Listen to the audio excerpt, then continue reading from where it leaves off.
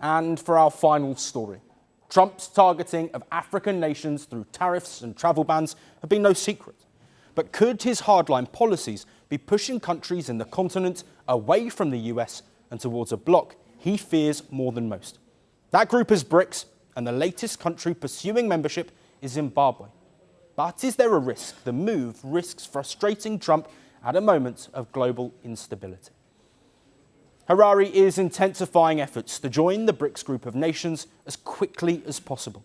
The aim is to solidify a deeper integration into the global economy at a time where Trump's tariffs have impacted Zimbabwean exports. By securing membership to the group, Zimbabwe aims to unlock a host of benefits, including preferential trade agreements, increased foreign investment amid a more stable and regulated environment, and greater access to advanced technological expertise. Officials say they want the admission to be fast-tracked and have been in contact with BRICS member nations. Zimbabwe is ready to integrate more deeply into the global community, and joining blocs such as BRICS is very important for us in expanding our economic involvement and integrating Zimbabwe into the global economy. We have formally approached all BRICS member states, and we are looking forward to participating in BRICS in the categories that are allowable within the framework of the bloc. Now, this intent from Zimbabwe comes at a time of geopolitical tension, trade disputes, and policy division among Western powers. A big driver for that has been the return of US President Donald Trump, which has seen the weakening of long-established frameworks. And against this backdrop, BRICS is being viewed as a more stable option for cooperation, especially among developing nations. Currently, Brazil, Russia, India, China and South Africa constitute the core and founding members of the BRICS bloc. Other members include Egypt, Ethiopia, Indonesia, Iran, Saudi Arabia and the United Arab Emirates. But Trump has made his position on BRICS clear. Many of his geopolitical foes are in the group.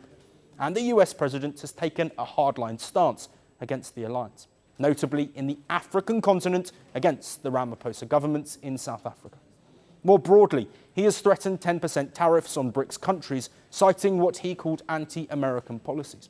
While BRICS leaders have largely maintained a defiant stance, Zimbabwe have had to weigh up the benefits of joining the bloc versus any potential kickback from the US for joining the group.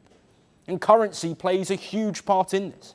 Zimbabwe, which has struggled with theirs for years, share a similar goal with BRICS, the ability to trade without a reliance on the US dollar. Harare has implemented a foreign exchange buffer to phase out widespread use of the dollar within just 3 years. BRICS has talked about a unified currency to counter the US dollar for years. Leading BRICS member China has also looked to Africa as a proving ground for internationalizing the yuan, and Zimbabwe has attracted hundreds of Chinese investors in infrastructure and mining projects in the country. This all signals a step away from Western and notably US influence in Africa. So, Zimbabwe is looking to join BRICS at the earliest opportunity, strengthening their position amid global instability. Benefits to trade that could counter US tariff action. But Trump will be watching, and his response could influence Zimbabwe in the short term, even if the BRICS move comes at the speed Harare wants. The world doesn't fit in boxes, so why should your news? From battlefields to negotiation tables, from internet outrage to real-world injustice. The conversations everyone is having and the ones they're avoiding. It's the same show, but this new year, First Post America gets a new look. I'm Kerry Johnston, and this is First Post America.